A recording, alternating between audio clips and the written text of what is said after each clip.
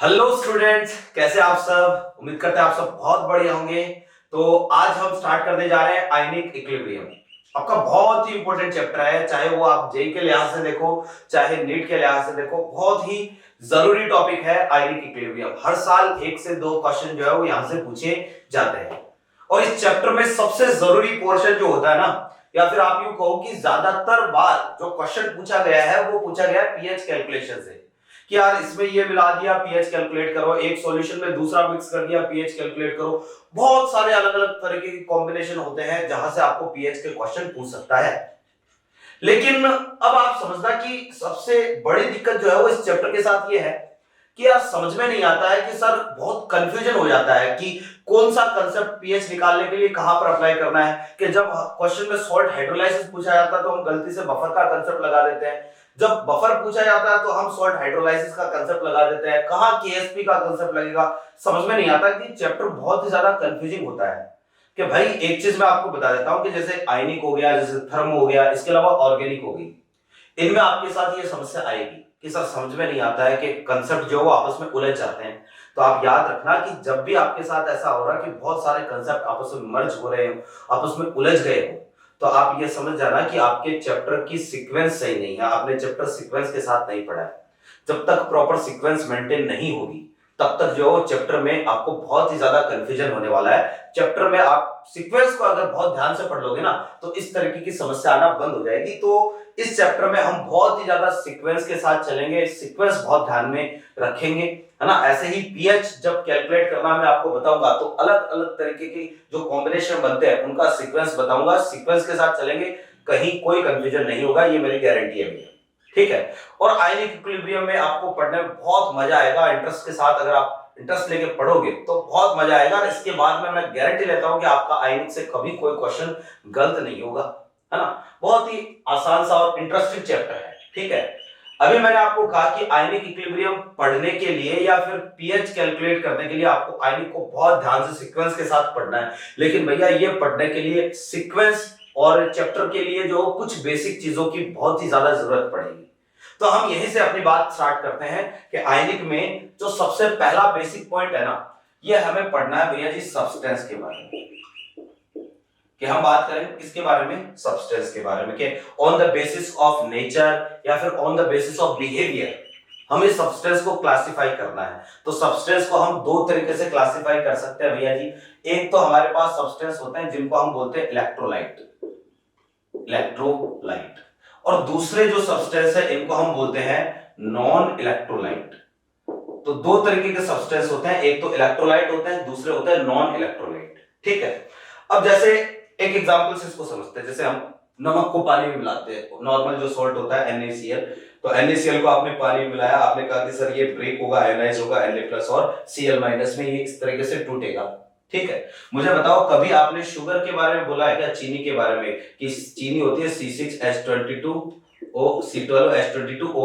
ये हमारे पास शुगर या सुक्रोज होता है। कभी सुक्रोज के बारे में बोला है क्या कि सुक्रोज को पानी मिलाया और टूट गया, ऐसा नहीं होता है। ठीक है। तो कुछ सब्सटेंस ऐसे होते हैं जिनको हम पानी में मिलाते हैं तो वो आयनाइज हो जाते हैं, और कुछ सब्सटेंस ऐसे होते हैं जिनको पानी में मिलाने पर वो आयनाइज नहीं होते हैं। ठीक है। वो उनका डिसोसिएशन बिल्कुल भी नहीं होगा, नहीं टूटेंगे। कहने का मतलब उनको हम नॉन इलेक्ट्रोलाइट बोलते हैं। इनका अल्फा होता है कितना, 0। जैसे एग्जांपल के लिए हम बात करें भैया, हमारे पास जो वो सुक्रोज है, ठीक है, ग्लूकोज है ना, यूरिया हो गया, ठीक है, फ्रक्टोज हो गया, ये सारे के सारे जो है क्या होते हैं, नॉन इलेक्ट्रोलाइट होते हैं। क्लियर है बात। तो एक तो इलेक्ट्रोलाइट, एक नॉन इलेक्ट्रोलाइट, ये सारे के सारे नॉन इलेक्ट्रोलाइट। और जो इलेक्ट्रोलाइट होते हैं इनको अगर आप पानी में मिलाओगे तो इलेक्ट्रोलाइट आयनाइज हो जाएंगे, टूट जाएंगे। इनके लिए अल्फा की वैल्यू हमेशा क्या रहेगी, ग्रेटर देन 0, या कुछ तो टूटेंगे, 0 से ज्यादा ही रहेगी अल्फा की वैल्यू। फिर देखना जरा कि अल्फा की वैल्यू 0 से ज्यादा है, पानी में मिलाने पर आयनाइज होंगे, टूटेंगे। कैसे टूटेंगे तो उसकी बात तो हम आगे करेंगे। इस पूरे चैप्टर में हम कहीं पर भी नॉन इलेक्ट्रोलाइट की बात नहीं करेंगे भैया। पूरे चैप्टर में नॉन इलेक्ट्रोलाइट के बारे में बिल्कुल नहीं पढ़ेंगे, कहीं नहीं आएगा नॉन इलेक्ट्रोलाइट। हम केवल और केवल इलेक्ट्रोलाइट की बात करेंगे। अब इलेक्ट्रोलाइट भी अगेन अगर हम क्लासिफाई करें तो दो तरीके के होते हैं। एक तो होते हैं जिनको हम बोलते हैं भैया G strong electrolyte, strong electrolyte, ठीक है। और सेकंड होते हैं जिनको हम बोलते हैं वीक इलेक्ट्रोलाइट। ठीक है, तो इलेक्ट्रोलाइट भी दो तरीके के हो गए, एक तो स्ट्रॉन्ग इलेक्ट्रोलाइट हो गए, दूसरे हो गए हमारे पास कैसे वीक इलेक्ट्रोलाइट। अगर आप स्ट्रॉन्ग इलेक्ट्रोलाइट को ध्यान से देखोगे, है ना, कि जैसे मान लो सॉल्ट है अपने पास NaCl, 5 मॉलिक्यूल मैंने पानी में मिलाए, आप देखोगे पानी में जाने के बाद आपको 5 तो Na+ मिलेंगे और 5 क्या मिलेंगे, Cl- मिलेंगे। ठीक, तो ऐसे सॉल्ट या ऐसे सब्सटेंस जिनका आयनाइजेशन 100% होता है, कि जितना मिलाया उतना का उतना पूरा आयनाइज हो गया, 5 मिलाए 5 के 5 पूरे टूट गए, तो 5 में से 5 टूट गए तो 100% आयनाइजेशन हो। तो कहने का मतलब इनका जो अल्फा होता है ना, अल्फा ये होता है कितना, 100%। स्ट्रॉन्ग इलेक्ट्रोलाइट का अल्फा कितना होगा मेरे भाई, 100% होगा। जबकि वीक इलेक्ट्रोलाइट, जैसे मान लो मैंने 5 molecule same to same acetic acid CH3COOH के हमने 5 मॉलिक्यूल मिलाए, जब पानी में 5 मॉलिक्यूल मिलाओगे 5 के 5 पूरे आयनाइज नहीं होंगे, 5 में से 4 ही टूटेंगे या 3 या 2 या फिर एक ही आयनाइज होगा, तो इसको हम बोलते हैं स्ट्रॉन्ग या वीक इलेक्ट्रोलाइट। इनके लिए अल्फा की वैल्यू क्या रहेगी, 100 से कम ही रहेगी, कि जितना मिलाओगे पूरा का पूरा आयनाइज नहीं होता है, उसमें से उससे कम ही आयनाइज होगा। या फिर आप इसको ये बोल दो कि देखो अल्फा क्या होता है, लास्ट चैप्टर में मैंने आपको बताया था कि अल्फा होता है कि भाई इक्विलिब्रियम आने तक एक में से कितना आयनाइज हुआ, एक में से जितना टूटा उसको अल्फा बोलते हैं। तो अगर 100% आयनाइज होगा तो एक में से कितना ब्रेक होगा, 1, तो इनका अल्फा होता है 1 और इनका जो अल्फा होता है ये होता है <1। ठीक है, तो इलेक्ट्रोलाइट हमारे पास दो तरीके के हो गए, एक तो हो गया जी स्ट्रॉन्ग इलेक्ट्रोलाइट और सेकंड हो गया वीक इलेक्ट्रोलाइट। ठीक है, अब देखना, मैंने कहा ना इस पूरे चैप्टर में हम कहीं पर भी नॉन इलेक्ट्रोलाइट की तो बात करेंगे नहीं, हम बात करेंगे इलेक्ट्रोलाइट की। अब इलेक्ट्रोलाइट में भी ज्यादा बातें होगी वीक इलेक्ट्रोलाइट की, क्यों ये मैं बताऊंगा आपको आगे, है ना, कि ज्यादा हमें वीक इलेक्ट्रोलाइट के बारे में पढ़ना है पूरे चैप्टर में, क्योंकि बार बार इलेक्ट्रोलाइट ही काम में आएगा, कभी स्ट्रॉन्ग कभी वीक, पूरे चैप्टर में ये काम में आएगा। तो देखते ही पता चलना चाहिए कि कौन सा इलेक्ट्रोलाइट स्ट्रॉन्ग है और कौन सा इलेक्ट्रोलाइट वीक है, देखते ही पता चलना चाहिए। देखो कैसे, कि मैं यहां पर जो 2 कॉलम बनाता हूं, एक तरफ तो मैं लिखूंगा स्ट्रॉन्ग इलेक्ट्रोलाइट और दूसरी तरफ मैं लिखूंगा जी वीक इलेक्ट्रोलाइट। ठीक है, कि इलेक्ट्रोलाइट मैंने कहा ना दो तरीके के होते हैं, एक तो होते हैं स्ट्रॉन्ग इलेक्ट्रोलाइट, दूसरे होते हैं वीक इलेक्ट्रोलाइट, दो तरीके के इलेक्ट्रोलाइट होते हैं। तो भैया आपको ये ध्यान में रखना है कि कौन से इलेक्ट्रोलाइट स्ट्रॉन्ग है और कौन से वीक है। तो सबसे पहले मैं बता देता हूं भैया, ऑल स्ट्रॉन्ग एसिड, ठीक है, कि दुनिया में जितने भी स्ट्रॉन्ग एसिड होते हैं वो सारे के सारे कैसे होंगे, स्ट्रॉन्ग इलेक्ट्रोलाइट होंगे। अब यार स्ट्रॉन्ग इलेक्ट्रोलाइट कौन से, स्ट्रॉन्ग एसिड कौन से, तो यहां पर मैं बता देता हूं आयनिक इक्विलिब्रियम के लिहाज से आपको 6 ऐसे इनऑर्गेनिक एसिड है जिनको स्ट्रॉन्ग कंसीडर करना है, और वो कौन से हैं, तो 6 है भैया। एक तो है अपने पास HClO4, ठीक है, एक है हमारे पास H2SO4, एक है HNO3, एक है HI, एक है HBr और एक है जी HCl। ये 6 एसिड ऐसे हैं जिनको आप स्ट्रॉन्ग कंसीडर करोगे, और भी होते हैं लेकिन हमें आयनिक इक्विलिब्रियम के हिसाब से इतने ही स्ट्रॉन्ग एसिड लेने हैं। इसमें आपके सारे क्वेश्चन बन जाएंगे, कहीं कोई दिक्कत नहीं आएगी। ये सारे के सारे कैसे स्ट्रॉन्ग, बाकी सारे वीक। ठीक, तो सारे स्ट्रॉन्ग एसिड स्ट्रॉन्ग इलेक्ट्रोलाइट होते हैं, जितने मॉलिक्यूल पानी में मिलाओगे उतने के उतने पूरे क्या हो जाएंगे, आयोनाइज हो जाएंगे। आई होप मेरी बात समझ में आ रही होगी। फिर दूसरा जो है वो हमारे पास है भैया ऑल स्ट्रॉन्ग बेस, कि जितने भी स्ट्रॉन्ग बेस है ना, ऑल स्ट्रॉन्ग बेस, सारे के सारे स्ट्रॉन्ग बेस जो है वो स्ट्रॉन्ग इलेक्ट्रोलाइट होता है। अब स्ट्रॉन्ग बेस कौन कौन से, तो स्ट्रॉन्ग बेस ध्यान में रखो कि हाइड्रोक्साइड्स ऑफ एस ब्लॉक, ठीक है, कि भाई जो एस ब्लॉक के हाइड्रोक्साइड होते हैं ना, एस ब्लॉक के जो भी हाइड्रोक्साइड है वो सारे के सारे कैसे होंगे, स्ट्रॉन्ग बेस होंगे।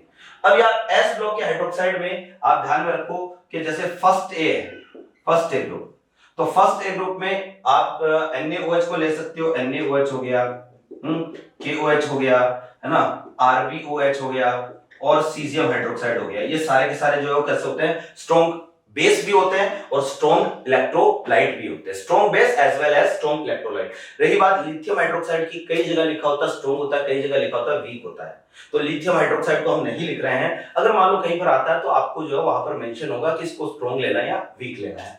फिर सेकंड केस में जो अपने पास है सेकंड ए, तो सेकंड ए में देखना जरा आप कि सेकंड ए में आप शुरू के दो छोड़ दो, बेरिलियम और मैग्नीशियम को, बाकी सारे हमें स्ट्रॉन्ग कंसीडर करते हैं। कैल्शियम हाइड्रोक्साइड हो गया, स्ट्रोंशियम हाइड्रोक्साइड हो गया, है ना, और बेरियम हाइड्रोक्साइड हो गया। ये सारे के सारे जो कैसे होंगे, स्ट्रॉन्ग होंगे। क्लियर है बात। अच्छा, रही बात मैग्नीशियम हाइड्रोक्साइड, बेरियम हाइड्रोक्साइड की, जनरली वीक होते हैं, लेकिन अगर कहीं पर लिखा हुआ आ जाए स्ट्रॉन्ग है, क्वेश्चन में लिखा हुआ आ जाए स्ट्रॉन्ग लेना है, तो आपको स्ट्रॉन्ग ही मानना है। फिर क्वेश्चन में लिखा है कि अगर ताजमहल जो है ना वो दिल्ली में है, तो मेरे भाई दिल्ली में ही है, ठीक है ना। फिर देखो कि दुनिया के सारे सॉल्ट, ऑल सॉल्ट्स, ठीक है, कि सारे के सारे सॉल्ट जो होते हैं ना, वो सारे के सारे कैसे होते हैं, स्ट्रॉन्ग इलेक्ट्रोलाइट ही होते हैं। सॉल्ट सारे, जैसे एग्जांपल के लिए कोई भी जो सॉल्ट दिमाग में आ रहा है, जैसे NaCl हो गया, है ना, सॉल्ट क्या होता है, एसिड बेस रिएक्शन में वाटर के अलावा जो भी बनता है वो सॉल्ट होता है, ठीक है। NaCl हो गया, जैसे K2SO4 हो गया, जो भी दिमाग में आ रहा है, जैसे CH3COONA हो गया, ठीक है, जैसे आपको दे दिया CH3COONH4, ठीक है, एक मैंने दे दिया जैसे NH4Cl। तो जितने भी सॉल्ट होते हैं सारे, तो मैं एग्जांपल यहां पर लिख नहीं सकता ना, तो जितने भी सॉल्ट होते हैं सारे के सारे कैसे होंगे, स्ट्रॉन्ग इलेक्ट्रोलाइट होंगे। तो ये है भैया स्ट्रॉन्ग इलेक्ट्रोलाइट। कुछ सॉल्ट ऐसे होते हैं जो वीक इलेक्ट्रोलाइट होते हैं, कि जो स्पायरिंगली सॉल्युबल सॉल्ट है ना, मैं आगे आपको बताऊंगा, लास्ट में पढ़ेंगे। कुछ स्पायरिंगली सॉल्युबल सॉल्ट ऐसे हैं जो वीक इलेक्ट्रोलाइट होते हैं। अभी के लिए जो है इसकी बात नहीं करेंगे, आप तो जो है सॉल्ट को कैसा मानो, स्ट्रॉन्ग ही मानो, ठीक है। फिर भैया अगर हम बात करें वीक इलेक्ट्रोलाइट की, तो यहां पर मैं लिखूंगा ऑल वीक एसिड, कि भैया सारे के सारे वीक एसिड, जितने भी वीक एसिड है ना, सारे के सारे होंगे कैसे, वीक इलेक्ट्रोलाइट। अब यार ये वीक एसिड कौन से हैं, तो पहली बात तो ये है कि इनको छोड़कर सारे वीक, या फिर याद रखने के लिए आप ध्यान में रखना कि all carbon containing acid, all carbon containing acids, कि जितने भी कार्बन कंटेनिंग एसिड है ना, वो सारे के सारे कैसे होते हैं, वीक होते हैं। कहने का मतलब सारे ऑर्गेनिक एसिड हो गए इसमें, है ना, जैसे हमारे पास कार्बन कंटेनिंग एसिटिक एसिड हो गया मेरे भाई, ठीक है, जैसे फॉर्मिक एसिड हो गया, ये भी कार्बन कंटेनिंग ऑर्गेनिक एसिड है। इवन बेंजोइक एसिड, ये भी हमें जो आयनिक के लिहाज से कैसा मानना है, हमें वीक ही मानना है। जैसे फिनॉल है, फिनॉल भी जो हम वीक एसिड की तरह ही ट्रीट करेंगे। तो जिसमें भी कार्बन आ गया ना, सारे के सारे वीक मानेंगे। फिर इसके अलावा आप देखो कि जैसे हमारे पास है H2CO3, इसमें भी कार्बन है, HCN, इसमें भी कार्बन है ना। अगर इनऑर्गेनिक एसिड की बात करें, H3PO4 हो गया, H2S हो गया, ठीक है, इसके अलावा H3PO3 हो गया। ये सारे के सारे जो भी कोई दिमाग में आ रहा है ना, HF is also a weak acid, HF भी वीक होता है ना। सारे के सारे जो कैसे हैं, वीक है। और कोई भी वीक एसिड होगा वो वीक इलेक्ट्रोलाइट होगा, जितना पानी में मिलाओगे उतना नहीं टूटेगा।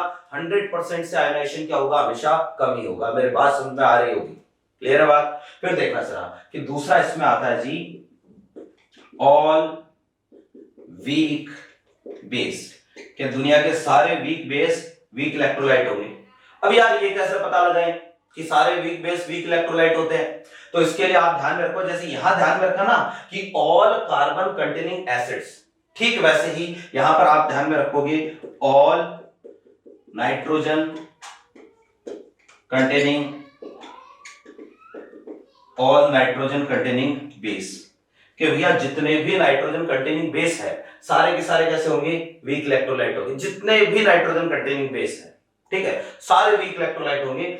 जैसे एग्जांपल के लिए भैया नाइट्रोजन कंटेनिंग बेस आपको दे दिया NH4OH, ammonium hydroxide, nitrogen containing है, वीक होता है। इसकी जगह आपको ये भी लिख के दे सकता है कि एक्वस NH3, या फिर आप बोल दो NH3 प्लस वाटर, ये भी आपको लिखा हुआ मिल सकता है। ये तीनों चीजें वास्तव में एक ही है, कि आपको NH4OH लिख के दे दे, एक्वस NH3 लिख के दे दे, NH3 प्लस वाटर लिख के दे दे।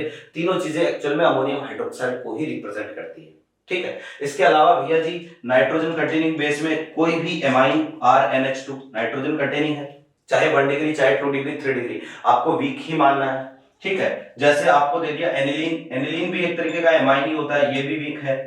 भैया जी पिरिडीन, पिरिडीन भी क्या है, वीक है, ठीक है। पायरोल, पायरोल होता है NH, है ना, ये जो कंपाउंड है ये भी कैसा है, वीक। नाइट्रोजन कंटेनिंग कोई भी आ जाए वीक होगा, ठीक है। अब भाई आपको जो है उधर जगह नहीं है, मैं यहां लिख रहा हूं, वीक में लिखना है। और बहुत ही इंपॉर्टेंट पॉइंट है, आगे हम इसको एक्सप्लेन भी करेंगे, water. Water is a very weak electrolyte, week electrolyte, ठीक है। भैया जो वाटर है ना, पानी, बहुत ही ज्यादा वीक इलेक्ट्रोलाइट होता है। पानी का अल्फा बहुत कम होता है कि 1 मोल पानी अगर आप देखोगे ना, पानी कैसे टूटता है H प्लस और OH माइनस में, लेकिन इसके टूटने की टेंडेंसी बहुत ही कम होती है, इसके आयोनाइज होने की टेंडेंसी बहुत ही कम होती है, 10⁻⁹ बहुत कम होती है। आगे हम इसको जो है वो एक तरीके से प्रूव भी करेंगे कि water is a very very weak electrolyte, इसको प्रूव करेंगे। क्लियर बात? तो भैया ये है स्ट्रॉन्ग और वीक इलेक्ट्रोलाइट। अपना चैप्टर यहीं से स्टार्ट होता है। पूरे चैप्टर में इलेक्ट्रोलाइट की ही बातें होंगी, स्ट्रॉन्ग की बातें होगी, वीक की बात होगी। वीक की बातें हम ज्यादा करेंगे, वीक ज्यादा काम में आएगा। क्यों बात करेंगे, देखो जरा इधर, इसको मिटा रहा हूं, है ना, आपने नोट कर लिया होगा। मैं वापस से बोल रहा हूं, चैप्टर की सीक्वेंस बहुत जरूरी है और सीक्वेंस बनाते हुए, नोट्स प्रॉपर बनाते हुए ही आपको चैप्टर पढ़ना है। भैया ऐसे मोबाइल सामने लेकर बैठने से जो है ना चैप्टर नहीं सीखा जाएगा, आपको प्रॉपर नोट्स मेंटेन करना है।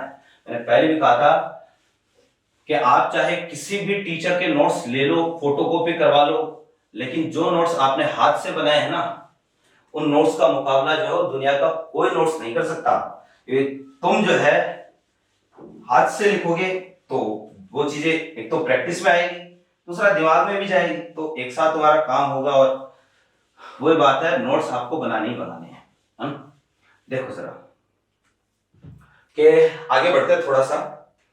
हमारे पास कोई स्ट्रॉन्ग इलेक्ट्रोलाइट है, बहुत ध्यान से देखना। फॉर एनी स्ट्रॉन्ग इलेक्ट्रोलाइट,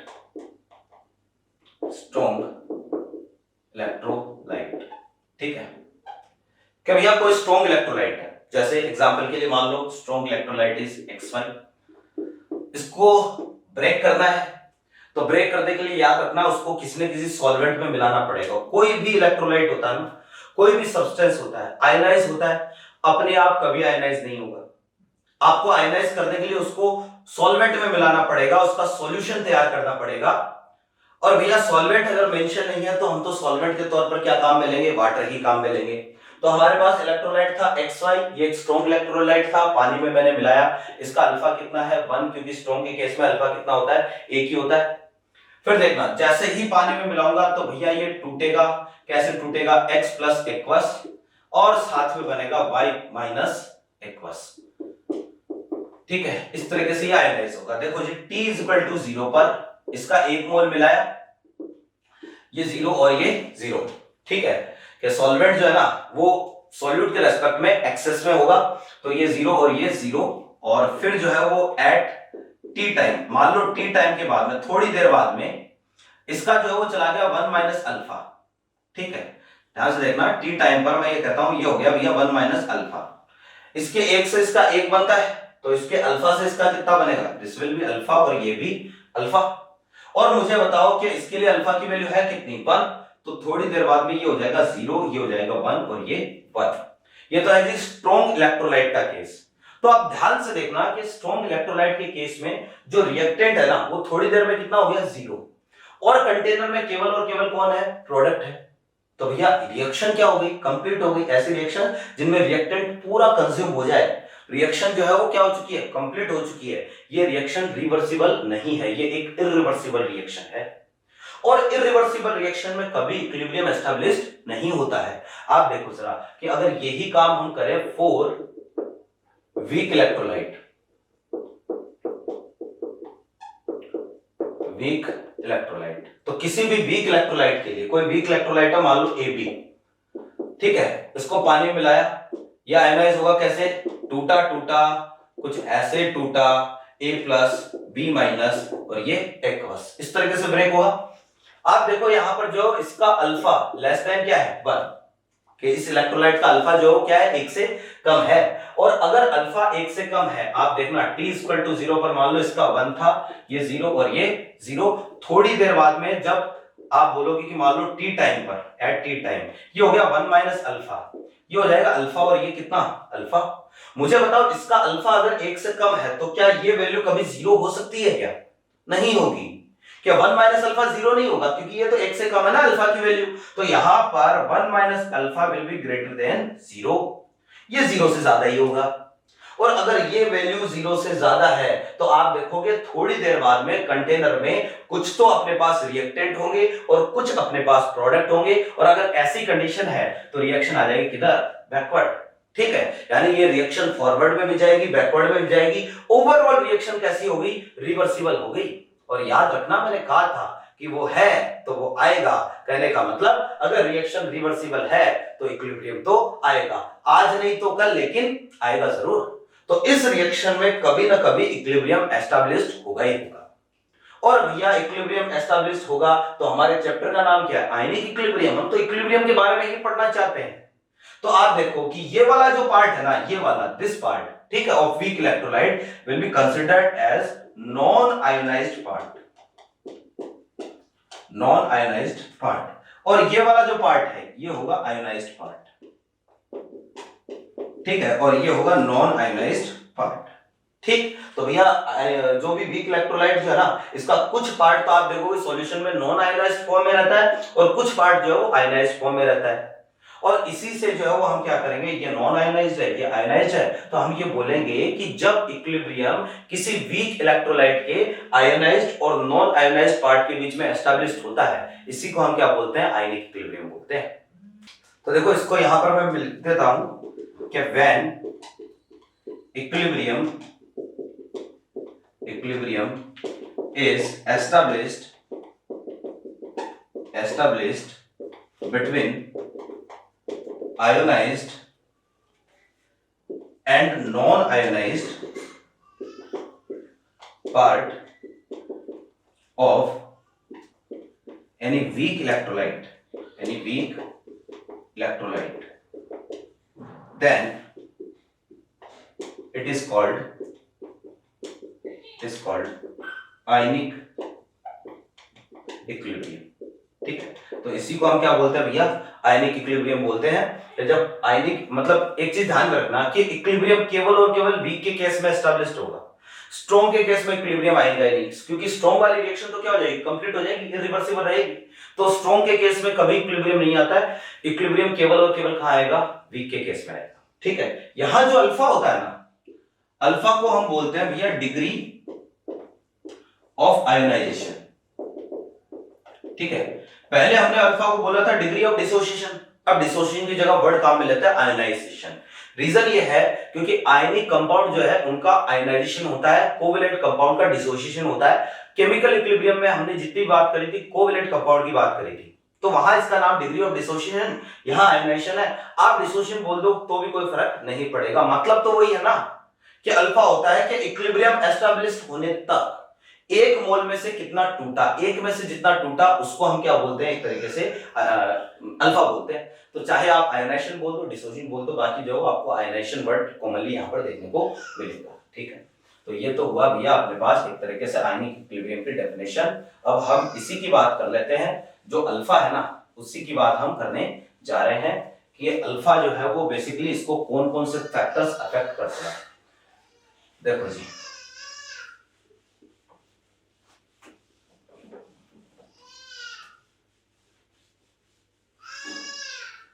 हाँ भाई, क्या ऐसा है कि हम ये बोलेंगे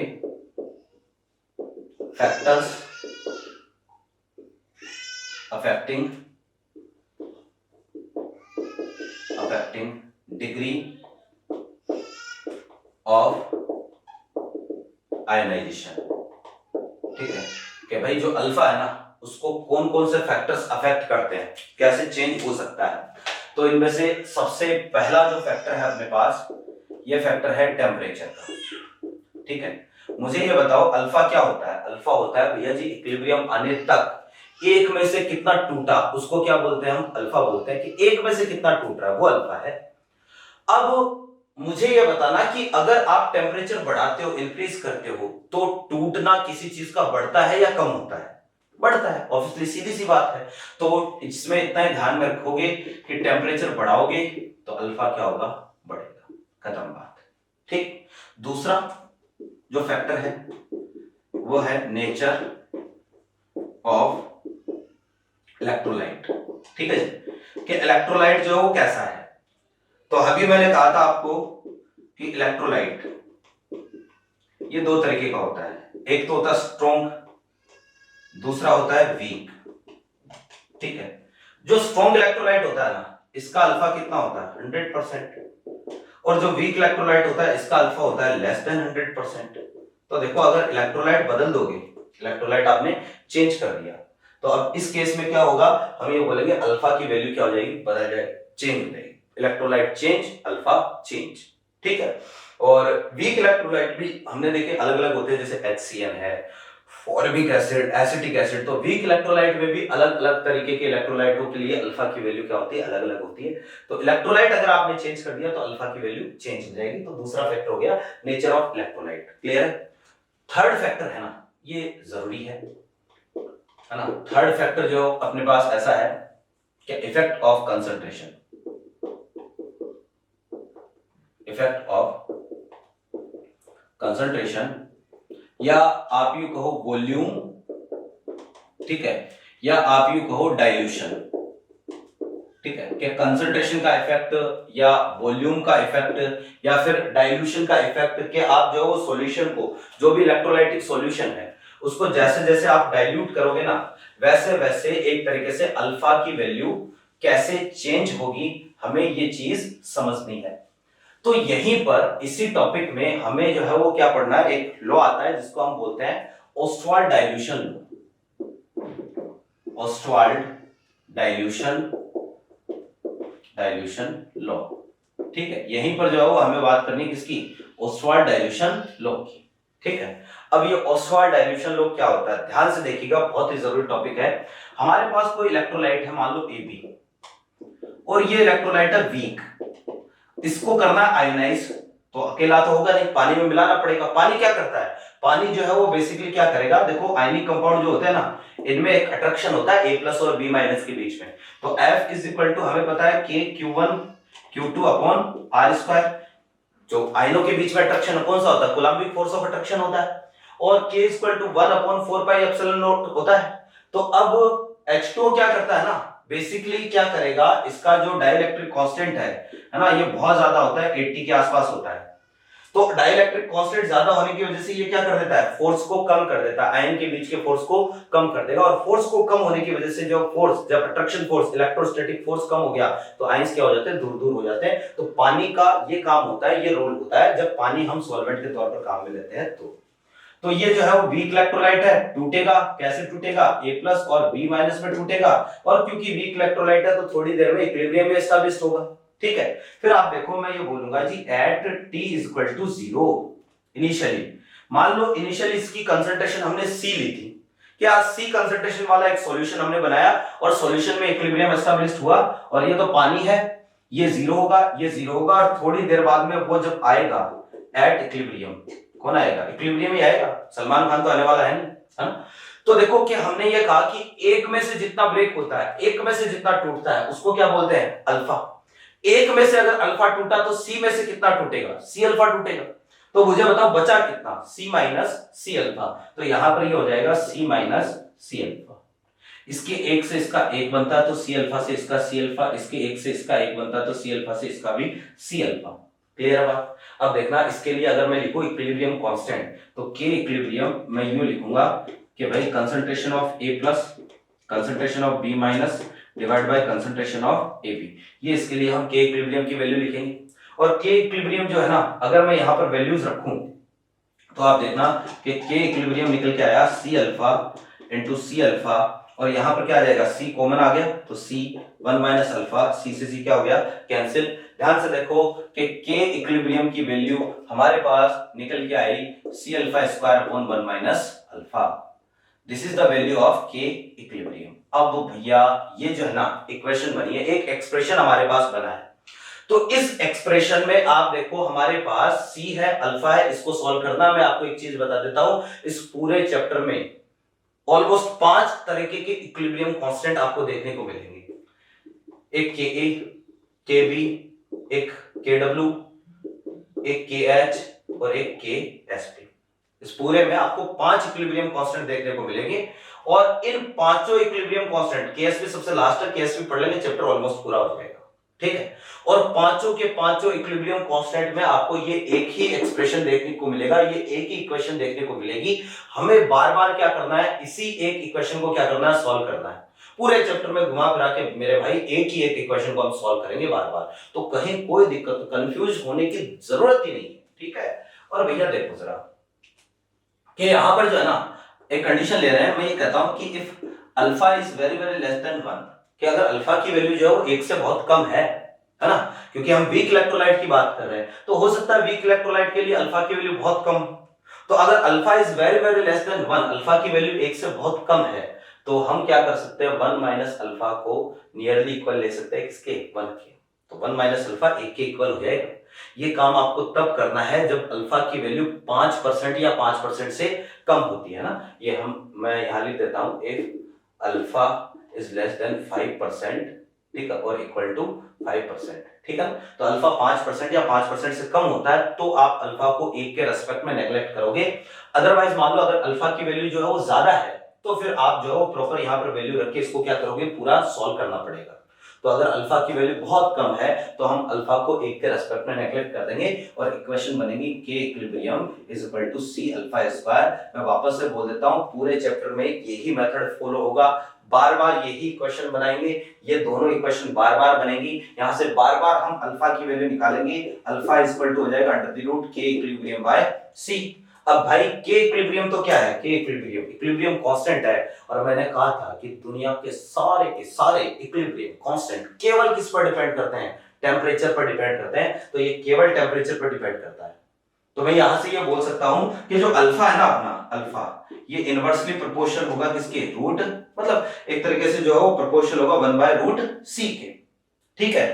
अब देखो कहने का मतलब ये है कि अगर कंसंट्रेशन ज्यादा होगी, जितनी ज्यादा कंसंट्रेशन होगी ना, यहां पर अल्फा की वैल्यू उतनी ही क्या हो जाएगी, कम हो जाएगी। कंसंट्रेशन ज्यादा, अल्फा की वैल्यू कम, ठीक। मुझे बताओ सी कैसे निकालते हैं, कि कंसंट्रेशन सी, तो C इज इक्वल टू क्या होता है, number of mole divide by volume of solution, mole पर लीटर, ये तो कंसंट्रेशन होती है। तो C और वॉल्यूम ये दोनों एक दूसरे क्या है, इनवर्सली प्रोपोर्शनल है। तो अगर कंसंट्रेशन और वॉल्यूम इनवर्सली प्रोपोर्शनल, तो अल्फा और V का रिलेशन क्या आएगा, alpha proportional to root V। तो ऑस्वाल्ड ये कहता है कि आप जैसे जैसे वॉल्यूम बढ़ाओगे ना, वैसे वैसे अल्फा इंक्रीज होगा। वॉल्यूम बढ़ाएंगे कैसे, कि जैसे जैसे आप पानी मिलाओगे, पानी मिलाकर वॉल्यूम क्या करोगे, बढ़ाओगे। तो वीक इलेक्ट्रोलाइट में जैसे जैसे आप पानी मिला के वॉल्यूम को इंक्रीज करोगे, ठीक वैसे वैसे जो वीक इलेक्ट्रोलाइट के लिए अल्फा की वैल्यू लगातार क्या होगी, बढ़ेगी, ठीक है। और आपने पानी मिलाते मिलाते खूब सारा पानी मिला दिया, मान लो इनफाइनाइट पानी मिला दिया, तो मुझे बताओ अल्फा होता क्या है, कि इक्विलिब्रियम आने तक एक में से कितना टूटा, इक्विलिब्रियम आने तक एक में से जितना टूटा वो अल्फा है। एक में से मैक्सिमम कितना टूट सकता है, तो एक में से मैक्सिमम अल्फा टूट सकता, मतलब एक में से मैक्सिमम एक टूट सकता है, तो अल्फा की मैक्सिमम वैल्यू कितनी हो सकती है, एक हो सकती है। तो अगर आपने खूब सारा पानी मिला दिया, if volume tends to infinite then alpha tends to 1, तो अल्फा जो है वो एक की तरफ जाएगा। वॉल्यूम बहुत ज्यादा कर दिया तो अल्फा कितना हो जाएगा, एक। और इनफाइनाइट वॉल्यूम कर दिया तो हम ये बोलेंगे कि अल्फा की वैल्यू कितनी हो जाएगी, एक हो जाएगी। यानी इनफाइनाइट डाइल्यूशन पर हमारा वीक इलेक्ट्रोलाइट किसकी तरह काम करने लग जाएगा, स्ट्रॉन्ग इलेक्ट्रोलाइट की तरह काम करने लग जाएगा। क्लियर है बात। तो भैया ये है ऑस्वाल्ड डाइल्यूशन लॉ। अगर मैं इसको लिखूं तो मैं इसमें ऐसे ही हम इसमें लिखेंगे कि जैसे जैसे आप वॉल्यूम इंक्रीज करोगे ना, तो अल्फा की वैल्यू कंटिन्यूअसली क्या होगी, इंक्रीज होगी, ठीक है। एक चीज और कि ये जो लॉ होता है ना, ये केवल और केवल आपको ध्यान में रखना है कि this law is applicable only and only for weak electrolyte. कि ये जो लॉ है ये केवल और केवल वीक इलेक्ट्रोलाइट पर लागू होता है, या स्ट्रॉन्ग इलेक्ट्रोलाइट पर ये लागू नहीं होगा। क्यों, क्योंकि यार स्ट्रॉन्ग इलेक्ट्रोलाइट के लिए तो चाहे वॉल्यूम कुछ भी रख लो, चाहे कंसंट्रेशन कुछ भी रख लो, हर वॉल्यूम हर कंसंट्रेशन पर अल्फा कितना होता है, एक ही होता है, यानी 100% होता है। तो ये केवल और केवल वीक इलेक्ट्रोलाइट पर लागू होता है, स्ट्रॉन्ग पर लागू नहीं होता है। पहले मैं इसको लिख देता हूं, according to this law when a solution of weak electrolyte, ठीक है, when a solution of weak electrolyte is diluted by addition of water, then its degree of ionization will increase। ठीक है, तो इसकी डिग्री ऑफ आयनाइजेशन क्या होगी, increase होगी। जैसे जैसे पानी मिलाओगे वैसे वैसे अल्फा इंक्रीज होगा। फिर इसके बाद में आपको यह भी ध्यान में रखना है, this law is applicable only for weak electrolyte, ठीक है, because for strong electrolyte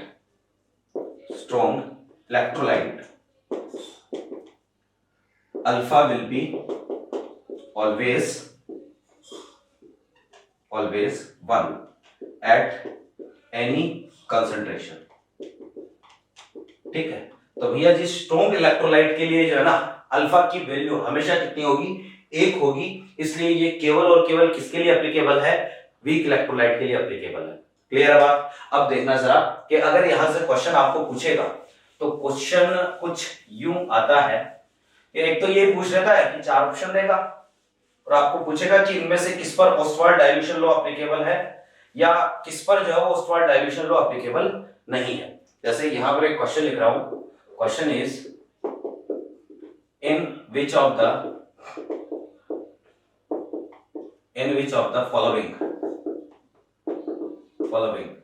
Oswald dilution law is applicable. ठीक है, कि आपको ये बोला है कि इनमें से किसमें ऑस्वाल्ड डाइल्यूशन लॉ जो है वो लगेगा। जैसे एक आपको दे दिया HCl, एक आपको दे दिया NaCN, एक आपको दे दिया जैसे NH4 ट्वाइस C2O4 और एक आपको जैसे मैंने दे दिया कोई और H3PO4। ठीक है, आपको ये बोल रहा है कि किस पे ऑस्वाल्ड डाइल्यूशन लॉ एप्लीकेबल है। तो मैंने कहा कि ऑस्वाल्ड डाइल्यूशन लॉ केवल और केवल वीक इलेक्ट्रोलाइट पर एप्लीकेबल होता है। HCl एक वीक इलेक्ट्रोलाइट है, यहां लगेगा। ये मैंने बता दिया आपको, अभी जस्ट बताया है कि कौन सा स्ट्रॉन्ग होगा कौन सा वीक होगा। NaCN ये एक सॉल्ट है, स्ट्रॉन्ग इलेक्ट्रोलाइट है। अमोनियम ऑक्सिलेट ये भी स्ट्रॉन्ग है, सॉल्ट है और स्ट्रॉन्ग है। H3PO4 ये होता है वीक, ये भी वीक। तो जितने भी वीक है वहां पर ऑस्वाल्ड डाइल्यूशन लॉ लग सकता है, स्ट्रॉन्ग पर कभी ऑस्वाल्ड डाइल्यूशन लॉ नहीं लगेगा। इसके अलावा देखो एक और क्वेश्चन यहां से बन सकता है, देखिएगा कि जो सेकंड क्वेश्चन है ना इस तरीके का बने, बहुत ही आसान सा काम है भैया। चीजें जितनी ज्यादा आप जो है चीजों को खुद जितना ज्यादा कॉम्प्लेक्स करोगे, जितना ज्यादा उलझाओगे ना उतनी ज्यादा उलझती जाएगी। तो आपको बहुत ही सिंपल सी चीजें रखनी है। जैसे क्वेश्चन जो है यहां पर मैंने पूछ लिया कि इफ डिग्री ऑफ आयोनाइजेशन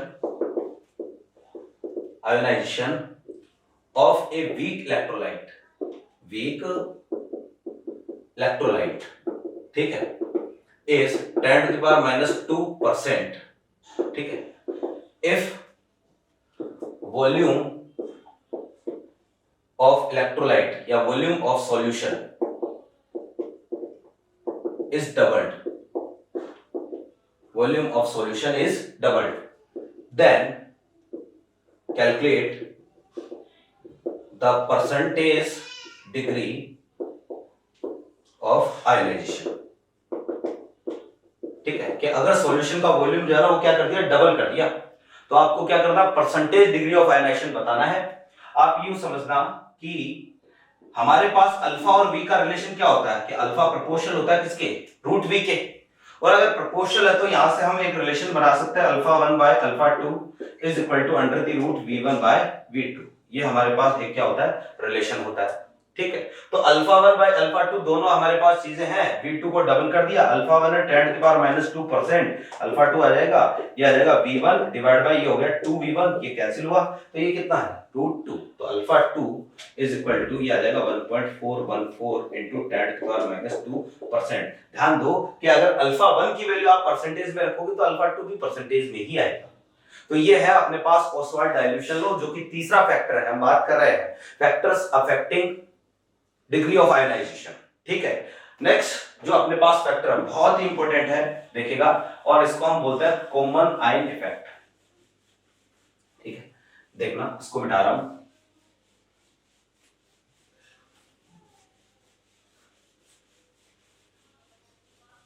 तो भैया देखो नेक्स्ट जो टॉपिक है अपने पास, फोर्थ जो फैक्टर है ना, ये है अपने पास कॉमन आयन इफेक्ट।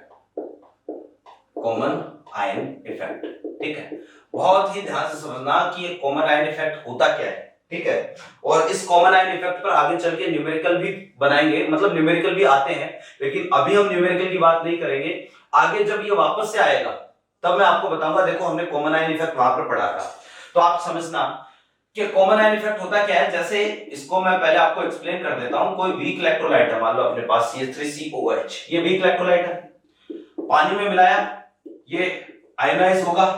कैसे आयनाइज होगा? CH3COO- और साथ में H+, ये इस तरीके से आयनाइज होगा। ठीक, अब भाई देखो क्या सब कुछ सही चल रहा था, इक्विलिब्रियम आया हुआ था कि ये लगातार आयनाइज हो रहा था, ये वापस से पीछे जा रहा था, इक्विलिब्रियम आया हुआ था। अब आपने क्या कर दिया कि इक्विलिब्रियम पर इसमें कोई स्ट्रॉन्ग इलेक्ट्रोलाइट मिला दिया। मान लो कि ये तो अपने पास रिएक्शन है, इक्विलिब्रियम पर है, अब स्ट्रॉन्ग इलेक्ट्रोलाइट मिला दिया, और स्ट्रॉन्ग इलेक्ट्रोलाइट भी कोई ऐसा कि उस स्ट्रॉन्ग इलेक्ट्रोलाइट के जो कंपोनेंट आयन है ना, वो इन दोनों में से किसी एक के साथ कॉमन होने चाहिए। कहने का मतलब मान लो आपने HCl मिला दिया, जैसे HCl। अब HCl तो कैसा है? ये तो स्ट्रॉन्ग है, इसका अल्फा तो कितना है?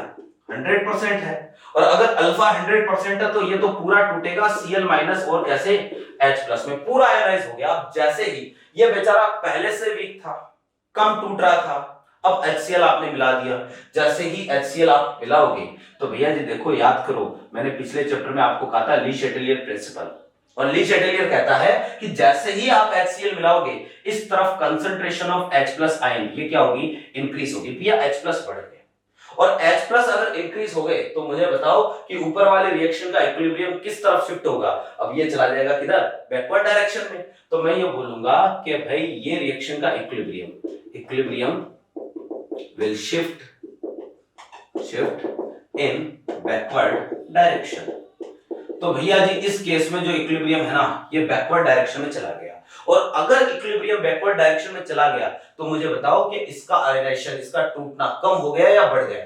तो भैया सीधी सी बात है, अगर इक्विलिब्रियम बैकवर्ड जा रहा है तो इसका टूटना क्या हो गया है? कम हो गया है। यानी इस केस में बोलूंगा कि alpha of acetic acid CH3COOH will decrease. इसी को हम क्या बोलते हैं? कॉमन आयन इफेक्ट बोलते हैं। कि भैया किसी स्ट्रॉन्ग इलेक्ट्रोलाइट की प्रेजेंस में जब किसी वीक इलेक्ट्रोलाइट का अल्फा क्या हो जाता है? डिक्रीज हो जाता है ना, तो इसको हम बोलते हैं कॉमन आयन इफेक्ट। और शर्त यह है कि स्ट्रॉन्ग और वीक के बीच में एटलीस्ट कम से कम कोई एक आयन जो है वो क्या होना चाहिए? कॉमन होना चाहिए। क्लियर है बात? तो भैया इसको मैं लिख देता हूं कि द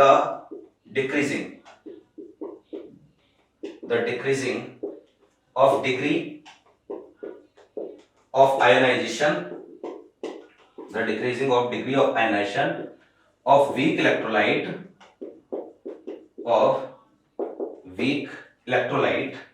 ठीक है, in presence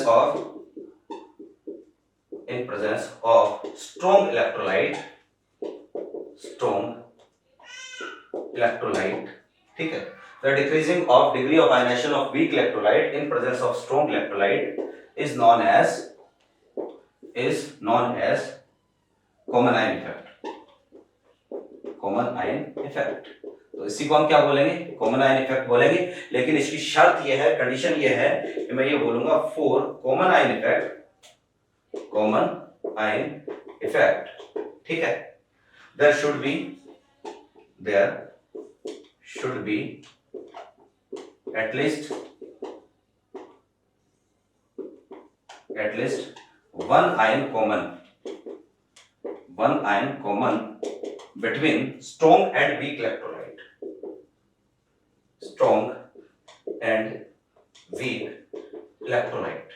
ठीक है, कि भैया दोनों के बीच में कम से कम कोई एक आयन क्या होना चाहिए? कॉमन होना चाहिए, तभी कॉमन आयन इफेक्ट होगा, ऑब्जर्व होगा। तो कॉमन आयन इफेक्ट के लिए हम बोलेंगे देखो, एक कंपोनेंट तो स्ट्रॉन्ग होना चाहिए, एक कंपोनेंट वीक होना चाहिए, और दोनों के बीच में कम से कम कोई एक आयन क्या होना चाहिए? कॉमन होना चाहिए, तभी कॉमन आयन इफेक्ट ऑब्जर्व होगा। और एक चीज कि इस केस में जो वीक कंपोनेंट होगा ना, उसका अल्फा क्या हो जाएगा? कम हो जाएगा। कि पहले से ही वो कम टूट रहा था, अब कॉमन आयन इफेक्ट की वजह से वो और कम टूटना स्टार्ट हो जाएगा, उसका अल्फा और कम हो जाएगा। अगर आपको यहां से देखो एक डायरेक्टली ये पूछ सकता है कि जैसे 4 ऑप्शन दे दिए और बोला कि इनमें से किस पर कॉमन आयन इफेक्ट लगेगा और यहां पर कहां कॉमन आयन इफेक्ट ऑब्जर्व नहीं होगा। क्वेश्चन अगर आएगा तो इस तरह का क्वेश्चन आपको पूछ सकता है। जैसे मैं एक क्वेश्चन लिखता हूं, ठीक है। Question is in which of the following pair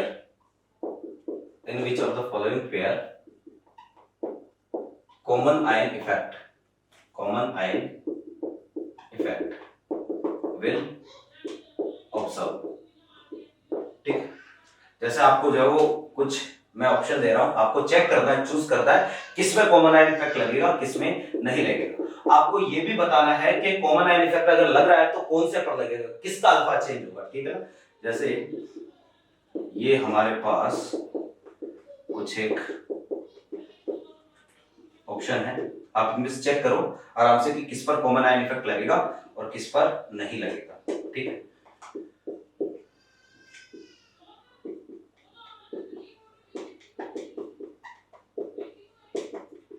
ये हो गया। और देखो जरा कि हमारे पास जो है वो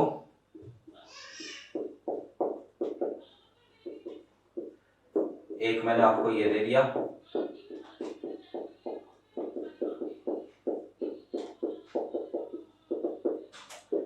ठीक है।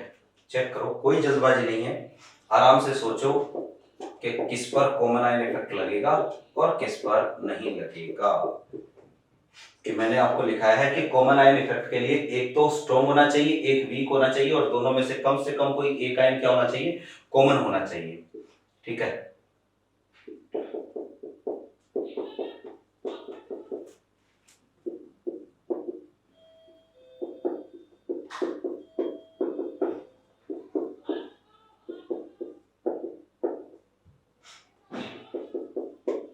देखो जी, ये हमारे पास कुछ ऑप्शंस है, अब इनमें से आपको चेक करना है कहां कॉमन आयन इफेक्ट लग रहा है। ठीक है, क्या कंडीशन बताई कि एक तो होना चाहिए स्ट्रॉन्ग, एक वीक और दोनों में से कम कोई एक आयन कॉमन होना चाहिए। एक एग्जांपल और लिख रहा हूं, ठीक है। जैसे आपको ये दे दिया HNO3 और साथ में वाटर। ठीक, अब देखो जरा कि जैसे यहां स्टार्ट करते हैं, मुझे बताओ HCl कैसा है। HCl जो है वीक है, HCl स्ट्रॉन्ग है, तो एक वीक एक स्ट्रॉन्ग और दोनों में से कम कोई एक आयन कॉमन। कॉमन आयन कौन सा है, H+ है भैया। यहाँ कॉमन आयन इफेक्ट लगेगा किस पर लगेगा, HCl पर लगेगा। कहने का मतलब HCl की प्रेजेंस में HCN का जो अल्फा होगा वो और कम हो जाएगा। यहां चेक करते हैं, ये कैसा है स्ट्रॉन्ग, ये भी कैसा है स्ट्रॉन्ग, क्योंकि ये भी सॉल्ट है ये भी सॉल्ट है और दोनों के दोनों सॉल्ट है ना, तो इस केस में हम ये बोलेंगे कि भैया दोनों कंपोनेंट स्ट्रॉन्ग हो गए, यहां कॉमन आयन इफेक्ट नहीं लगेगा। H2CO3 कैसा होता है, वीक। H2SO4 कैसा होता है, स्ट्रॉन्ग। क्या दोनों में कॉमन आयन है, बिल्कुल है। कौन सा है, H+ है, तो H+ है तो भैया H2CO3 पर कॉमन आयन इफेक्ट लगेगा। यहां चेक करते हैं, ये कैसा है, वीक, ये कैसा है, स्ट्रॉन्ग। क्या दोनों में कोई आयन कॉमन है, बिल्कुल। यहाँ पर एसिटेट आयन कॉमन है, इस पर कॉमन आयन इफेक्ट लगेगा। किस पर लगेगा, CH3COOH पर। इसका अल्फा क्या हो जाएगा, कम हो जाएगा। कोई भी एक आयन कॉमन हो सकता है। यहाँ पर चेक करते हैं भैया, ये कैसा है, वीक, ये कैसा है, स्ट्रॉन्ग। क्या दोनों में कोई कॉमन आयन है, बिल्कुल है भैया। यहाँ पर कॉमन आयन कौन सा है, H+, तो H2S का अल्फा जो चेंज हो जाएगा, H2SO4 की प्रेजेंस में इसका टूटना और कम हो जाएगा। यहाँ चेक करते हैं, ये कैसा है, वीक, ये है स्ट्रॉन्ग। लेकिन भैया इस केस में इन दोनों में कोई भी कॉमन आयन नहीं है, यहाँ कॉमन आयन इफेक्ट नहीं लगेगा। यहाँ चेक करते हैं, ये कैसा है, स्ट्रॉन्ग, क्योंकि सॉल्ट है ना। ये कैसा है, ये है वीक। भैया स्ट्रॉन्ग और वीक वाला हम देख चुके हैं, तो एक स्ट्रॉन्ग हो गया एक वीक हो गया। कॉमन आयन कौन सा है दोनों में से, अमोनियम आयन कॉमन है। यहाँ कॉमन आयन इफेक्ट लगेगा किस पर लगेगा, NH4OH पर लगेगा, इसका अल्फा कम हो जाएगा। यहाँ चेक करते हैं, HCl कैसा है, वीक। NaCl कैसा है, स्ट्रॉन्ग। NaCl जो है वो क्या होता है, NaCN सॉल्ट होता है, तो स्ट्रॉन्ग इलेक्ट्रोलाइट है। यहाँ पर भी कॉमन आयन है कौन सा, साइनाइड आयन कॉमन है, तो कॉमन आयन इफेक्ट लगेगा किस पर लगेगा, HCl पर लगेगा, इसका अल्फा डिक्रीज होगा। Na2CO3 और H2CO3 वीक होता है, Na2CO3 कैसा होता है, स्ट्रॉन्ग होता है, तो कॉमन आयन इफेक्ट लगेगा, क्योंकि जो दोनों में कार्बोनेट आयन क्या है, कॉमन है, इसलिए लगेगा, किस पर लगेगा, H2CO3 पर लगेगा। HNO3 NaNO3, HNO3 कैसा है, स्ट्रॉन्ग, NaNO3 भी कैसा है, स्ट्रॉन्ग है, यहाँ पर किसी पर कॉमन आयन इफेक्ट नहीं लगेगा। यहाँ चेक करते हैं, HNO3 कैसा है, स्ट्रॉन्ग, वाटर कैसा है, water is a very weak electrolyte, कहा था मैंने, तो वाटर जो है वो वीक है, और दोनों में कॉमन आयन है कौन सा, H+, यहाँ पर भी कॉमन आयन इफेक्ट लगेगा।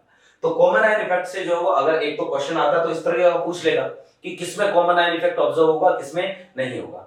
दूसरा यहां से न्यूमेरिकल भी बनता है, मैंने कहा ना कि कॉमन आयन इफेक्ट की प्रेजेंस में अल्फा डिक्रीज हो जाता है। अब कितना हो जाता है इसकी बात हम बाद में करेंगे, मैं आपको जब आगे न्यूमेरिकल करवाऊंगा वीक एसिड वीक बेस पर, तो ये जो है वो बताऊंगा कि अल्फा हम कैसे कैलकुलेट करेंगे कॉमन आयन इफेक्ट की प्रेजेंस में। तो भैया ये है अपने पास कॉमन आयन इफेक्ट, जो कि चौथा पॉइंट है। अब जो पांचवा पॉइंट है ना, वो है भैया इसका अपोजिट, इसका उल्टा है। देखना जरा कि भाई यहां कॉमन आयन इफेक्ट में तो क्या होता है, जो अल्फा है वो क्या हो जाता है, डिक्रीज हो जाता है। अब एक होता है ऑपोजिट आयन इफेक्ट या काउंटर आयन इफेक्ट, तो वहां पर क्या होगा ना कि जो अल्फा होगा वो इंक्रीज हो जाएगा, अल्फा की वैल्यू बढ़ जाएगी। अब ये कैसे होता है तो इसको समझना जरा। जैसे पांचवा जो पॉइंट है यह है opposite ion effect, opposite ion effect, ठीक है। देखो क्या होता है कि इस केस में जो है वो अल्फा क्या हो जाएगा, बढ़ जाएगा। अभी तो हमने देखा कि अल्फा कम हो रहा था, अब ये कॉमन आयन इफेक्ट का अपोजिट है। आप ये समझो कि जैसे मान लो हमारे पास CH3COOH था, पानी में इसको मिलाया, तो पानी में मिलाया तो ये कैसे ब्रेक हुआ, ये इस तरीके से ब्रेक हुआ CH3COO- और साथ में ये जो है वो टूटा किसमें, H+ में, इस तरीके से ब्रेक हुआ, ठीक है।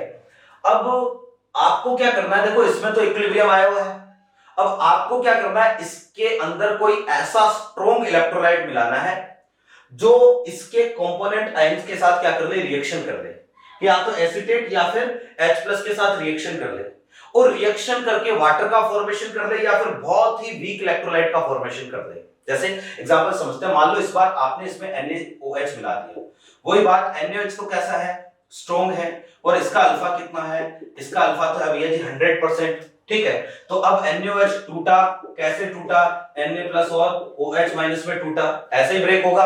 अब ध्यान से देखो कि अगर CH3COOH और Na+ अगर रिएक्शन करेंगे तो क्या बनेगा, सोडियम एसीटेट बनेगा, और सोडियम एसीटेट तो खुद क्या है, स्ट्रॉन्ग इलेक्ट्रोलाइट है, तो ये दोनों रिएक्शन करे या ना करे कोई फर्क नहीं पड़ने वाला है, क्योंकि वो वापस से क्या हो जाएगा, आयनाइज, 100% आयनाइज हो जाएगा। तो इन दोनों की रिएक्शन करने से तो कुछ होने वाला है नहीं। लेकिन भैया जी अगर ये दोनों रिएक्शन कर गए, ये दोनों अगर रिएक्शन करेंगे ना H+ OH-, तो मुझे बताओ इन दोनों ने मिलकर क्या बना लिया, यहाँ पर वाटर बना लिया, और वाटर तो खुद बहुत ही वीक इलेक्ट्रोलाइट है, water is a very weak electrolyte, very weak electrolyte. और भैया वाटर जो है ना वीक इलेक्ट्रोलाइट है, तो वाटर अगेन वापस से जो ब्रेक नहीं होगा, और वापस से अगर ब्रेक नहीं होगा, पानी जो वापस से नहीं टूटेगा, तो अब जो है वो हम क्या करेंगे भैया, पानी अगर टूटेगा नहीं तो लगातार H+, ये OH- लगातार H+ को कैप्चर करता जाएगा, पानी में बदलता जाएगा। मुझे बता दो इस केस में H+ आयन कंसंट्रेशन जो है क्या हो गई, कम हो गई, और अगर H+ आयन कंसंट्रेशन कम हो गई तो मुझे बताओ ली चैटलियर क्या कहता है कि अगर इधर से H+ कम होगा तो इक्विलिब्रियम किधर जाएगा, फॉरवर्ड डायरेक्शन में जाएगा। यानी मैं ये बोलूंगा कि equilibrium will shift in forward direction, ठीक है। तो इस केस में जो इक्विलिब्रियम है ना वो फॉरवर्ड डायरेक्शन में जाएगा, यानी कि किधर शिफ्ट हो गया, आगे की तरफ। और अगर इक्विलिब्रियम आगे की तरफ शिफ्ट हो गया तो मुझे बताओ कि एसिटिक एसिड का टूटना बढ़ गया या कम हो गया। तो इस केस में इसका टूटना क्या हो गया है, बढ़ गया है, क्योंकि आगे जाएगी ना रिएक्शन। तो मैं बोलूंगा alpha of CH3COOH will increase, इसका अल्फा क्या होगा, इंक्रीज होगा। तो ये मैंने कहा कि भैया जी ऑपोजिट आयन इफेक्ट की प्रेजेंस में अल्फा क्या हो जाता है, इंक्रीज हो जाता है। अब ये इसको अगर मैं लिखूं तो मैं लिखूंगा कैसे कि भैया तो देखो मैं ये बोलूंगा कि the increasing of degree of ionisation of, या ठीक है, वीक इलेक्ट्रोलाइट, ठीक है, the increasing of ionisation of weak electrolyte या degree of ionisation of weak electrolyte in presence of strong electrolyte is known as opposite ion effect. ठीक है। पहले वाले में जो सेम टू सेम यहाँ पर क्या था, डिक्रीजिंग था, अब इंक्रीजिंग है। पहले वाले की शर्त ये थी कि दोनों में से एक स्ट्रॉन्ग एक वीक होना चाहिए और कम से कम कोई एक आयन कॉमन होना चाहिए। इसकी शर्त ये है कि भाई in this case component ions of strong electrolyte will react with weak electrolyte. ठीक है, reacts with weak electrolyte. ठीक है, in this case components ion of strong electrolyte will react with weak electrolyte, है ना, to form a very weak electrolyte,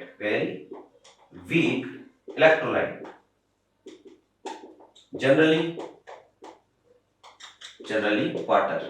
ठीक है, तो generally जो है वो क्या करेंगे, वाटर का फॉर्मेशन कर लेंगे, पानी का फॉर्मेशन कर लेंगे। और अगर पानी का फॉर्मेशन कर लेंगे तो धीरे धीरे जो है ये H+ जो होगा ना, ये इसका क्या हो जाएगा, पानी के साथ H2O मतलब OH के साथ H2O में कन्वर्ट हो जाएगा। और अगर ऐसा होगा तो H+ की कंसंट्रेशन डिक्रीज होगी, इक्विलिब्रियम फॉरवर्ड डायरेक्शन में जाएगा, अल्फा इंक्रीज होगा। इसको हम बोलते हैं opposite ion effect. I hope मेरी बात समझ में आ गई होगी। तो ये 5 फैक्टर है जो कि किसी भी रिएक्शन में अल्फा को चेंज कर सकते हैं। ठीक है, अब देखो जी, ये तो हो गया अपने पास एक तरीके से factors affecting alpha, degree of dissociation. अब जो नेक्स्ट पॉइंट है ना, वो बहुत ही बेसिक सा पॉइंट है। आप अगर जो वो 12th के या टारगेट के बच्चे हैं तो आपने जो ये अब तक कभी ना कभी पढ़ा भी होगा, या फिर अगर आप 11th के स्टूडेंट हैं तो भी आपने इनका नाम जरूर सुना होगा। हम बात करने जा रहे हैं एसिड बेस थ्योरीज की। ठीक है, कि भैया एसिड क्या होता है, क्योंकि इस पूरे चैप्टर में हम बार बार जो है कभी स्ट्रॉन्ग एसिड, कभी वीक एसिड, है ना, ये सब सारी चीजें चलेगी, स्ट्रॉन्ग बेस, वीक बेस, पूरे चैप्टर में यही सब कुछ चलेगा। तो अब हमें ये तो पता होना चाहिए ना कि आखिर एक एसिड क्या होता है, आखिर एक बेस क्या होता है। ठीक है, तो टॉपिक जो है ना नेक्स्ट ये है अपना एसिड बेस थ्योरीज। ठीक है भैया जी, देखो कि वैसे तो बहुत सारी अलग अलग तरीके की एसिड बेस के बहुत सारे अलग अलग साइंटिस्ट आए, उन्होंने सबने अपने अपने अकॉर्डिंग एसिड और बेस को अपने अपने अकॉर्डिंग डिफाइन किया, है ना। लेकिन हमें जो है वो अपने सिलेबस में 3 एसिड बेस थ्योरीज पढ़नी है। एक तो हमें आर्रेनियस एसिड बेस कॉन्सेप्ट पढ़ना है, एक ब्रोस्टेड-लोरी एसिड बेस कॉन्सेप्ट पढ़ना है, और एक लुईस एसिड बेस कॉन्सेप्ट हमें पढ़ना है। तो सबसे पहले जैसे अगर हम देखें इसमें आर्रेनियस, ठीक है, Arrhenius acid base concept, Arrhenius acid base concept. ठीक है, तो भैया देखो जरा कि जो आर्रेनियस एसिड बेस कॉन्सेप्ट है ना, ये क्या होता है।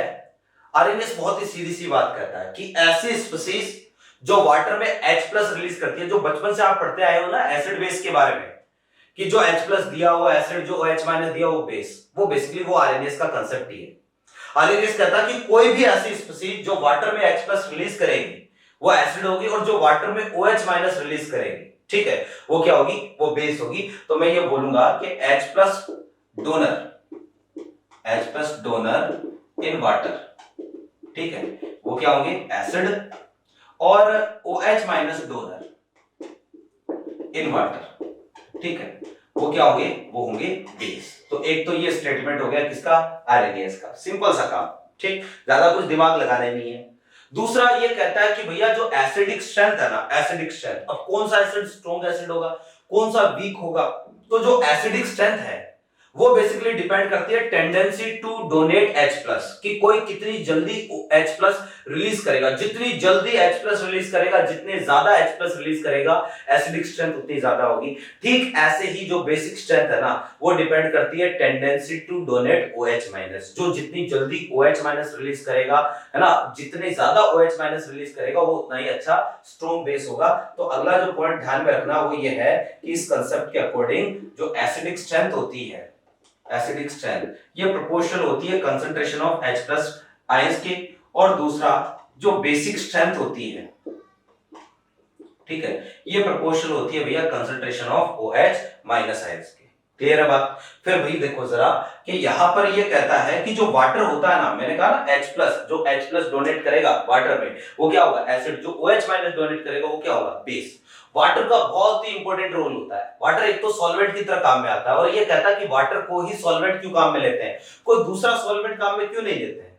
तो ये कहता है कि वाटर का डाइइलेक्ट्रिक कांस्टेंट क्या होता है, बहुत ही ज्यादा होता है। जैसे कोई भी अपने पास एसिड है, मान लो HCl है, HCl को पानी में मिलाएंगे तो क्या होगा ना कि डाइइलेक्ट्रिक, ये मैंने पहले भी बताया था आपको अभी, कि डाइइलेक्ट्रिक कांस्टेंट जो है ना, उसकी वजह से क्या होगा, इन दोनों के बीच का जो अट्रैक्शन है वो क्या हो जाएगा, कम हो जाएगा। जो फोर्स है F = K Q1 Q2 / R², वो कम हो जाएगा, और ये क्या हो जाएगा, आसानी से आयनाइज हो जाएगा।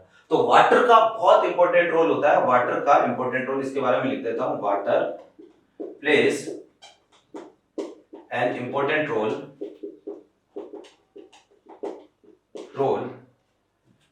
इट, ठीक है, बिकॉज ऑफ वाटर, ऐसे लिख देता हूं, because of water the attraction force between ions will be reduced and ions will be released easily। ठीक है, तो वाटर जब हम सॉल्वेंट के तौर पर काम में लेते हैं तो वाटर बेसिकली क्या करता है, जो अट्रैक्शन फोर्स है उनको रिड्यूस कर देता है, जिससे जो आयंस है वो इजीली क्या हो जाते हैं, रिलीज हो जाते हैं। तो ये हमारे पास आरएनएस का एसिड बेस कॉन्सेप्ट है। ठीक है, और देखो इसमें 2-3 स्टेटमेंट और है, उनकी बात हम करते हैं। तो देखो अगला जो पॉइंट है ना, वो ये कहता है, देखो H+ देने वाले एसिड, एक याद करना आपने जो एन फैक्टर के बारे में पढ़ा होगा, या एसिड के लिए एक टर्म होता है बेसिसिटी, तो बेसिसिटी के बारे में पढ़ा होगा। तो आरएनएस ये कहता है कि द नंबर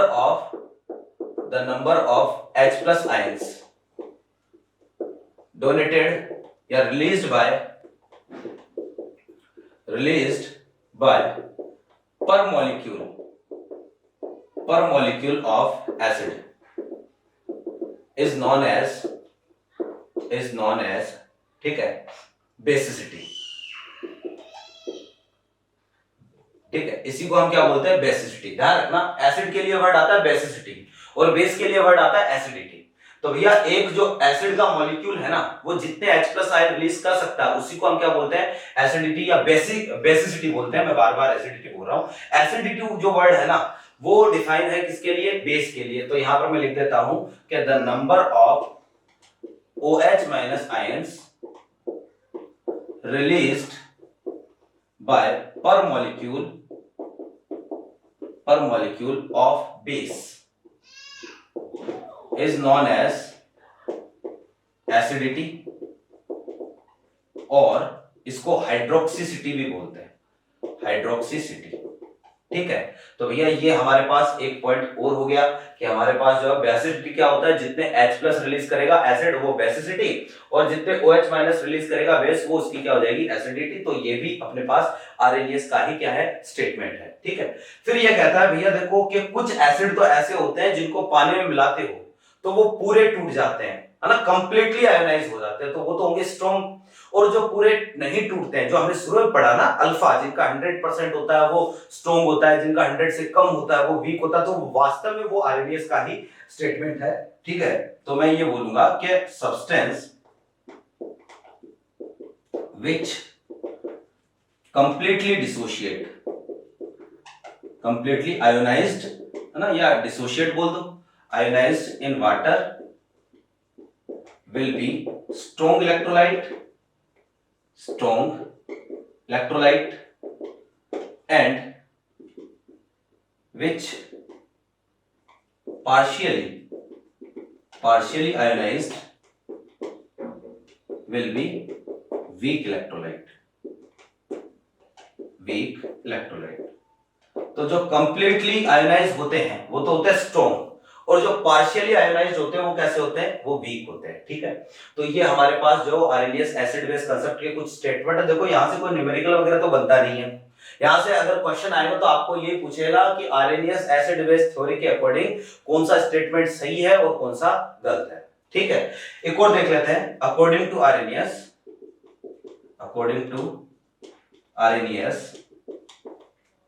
न्यूट्रलाइजेशन रिएक्शन, ठीक है, is a reaction between acid and base, ठीक है, and H plus ions from acid and OH minus ions from base takes part in neutralisation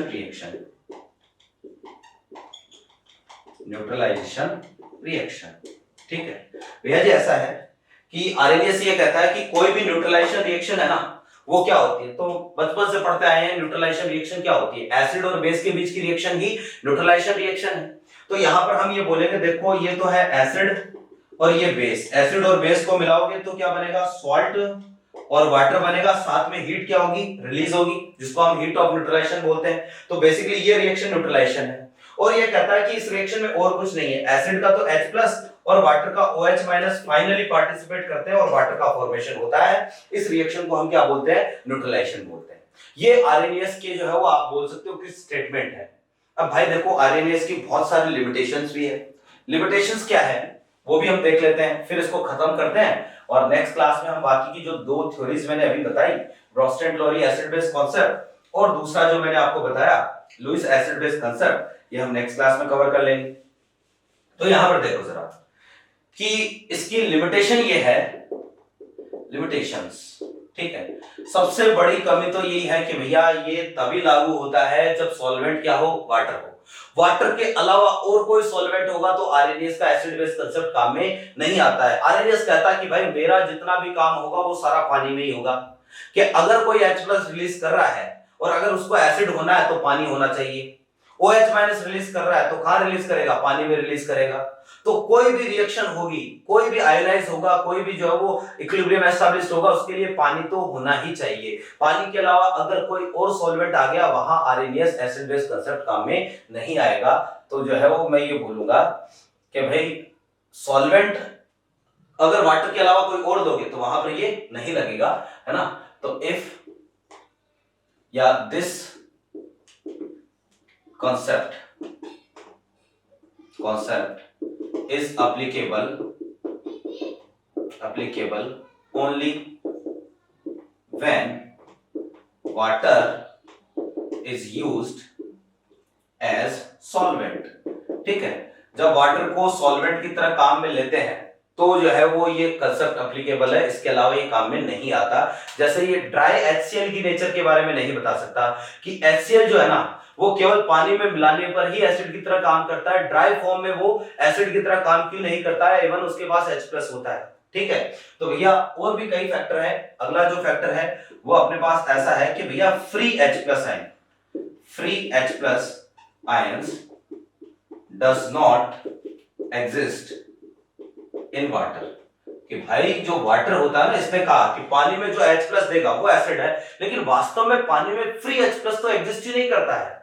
वो H+ क्या करता है, बेसिकली जो है जैसे ही H+ को रिलीज करेगा ना तो वाटर अपना लोन पेयर H+ को दे देगा, और लोन पेयर H+ को देकर किसमें कन्वर्ट कर देगा, इसको H3O+ में कन्वर्ट कर देगा। लेकिन जो इसने कहा कि भैया H+ देने वाले एसिड, तो मेरे भाई H+ तो वास्तव में सॉल्यूशन में है ही नहीं, वो तो किसमें कन्वर्ट हो चुके हैं, वो तो हाइड्रोनियम आयन में कन्वर्ट हो चुके हैं।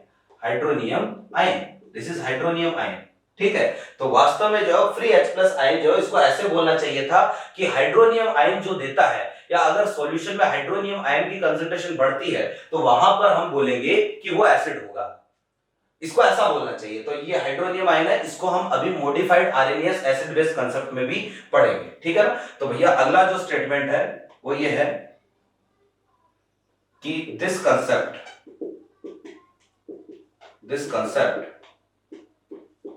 does not explain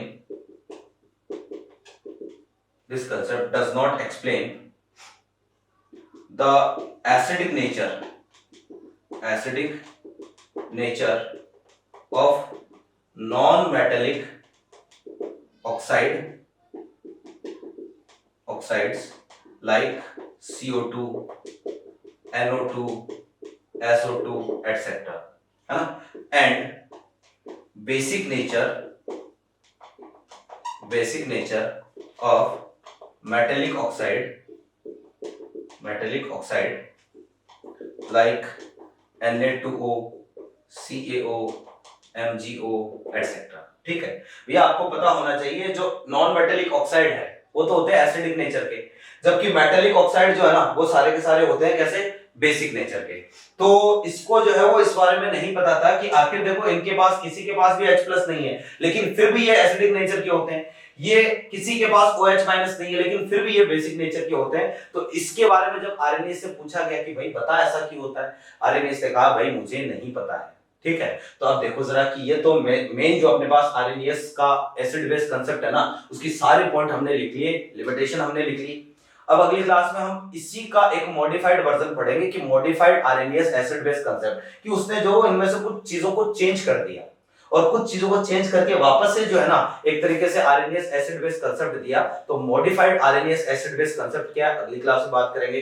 ब्रोस्टेड लोरी और लुईस एसिड बेस कांसेप्ट क्या है ये भी हम अगली क्लास में बात करेंगे। तो भैया आप प्रॉपर इसके नोट्स मेंटेन रखिएगा, टेंशन लेने की बिल्कुल जरूरत नहीं है, घबराने की बिल्कुल जरूरत नहीं है, चैप्टर बहुत ही आसान है, सीक्वेंस के साथ चलोगे तो कहीं कोई दिक्कत नहीं आने वाली है। तो यहां से मिलते हैं हम नेक्स्ट क्लास में, थैंक यू।